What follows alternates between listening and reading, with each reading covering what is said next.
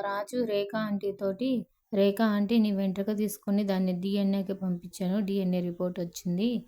అది మీ హస్బెండ్ దగ్గర పెట్టాను. వెళ్లి తీసుకోండి" అని చెప్పగానే రేఖ పరుగులు పెడుతూ ఉంటుంది.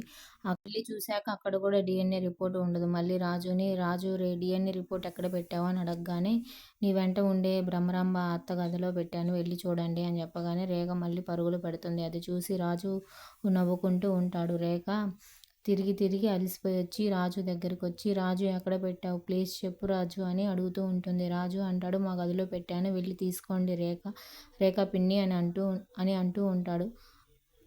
రేఖ రాజు గదిలోకి వెళ్ళేసరికి ఇందు ఫైల్ పట్టుకొని చూస్తూ ఉంటుంది. అది చూసి రేఖ ఒక్కసారిగా షాక్ అవుతూ ఉంటుంది. అప్పుడు ఇందు, "ఏంటి రేఖ ఆంటీ ఇలా వచ్చారేంటి? ఎందుకు అంత కంగారు పడుతున్నారు" అని అడుగుతూ ఉంటుంది. రేఖ "ఏం లేదు ఇందు" అని చెప్తూ ఉంటుంది. అప్పుడు ఇందు, "రిపోర్ట్‌లో చూస్తున్నాను ఆంటీ, మీకు కావాలా" అని అడుగుతూ ఉంటుంది.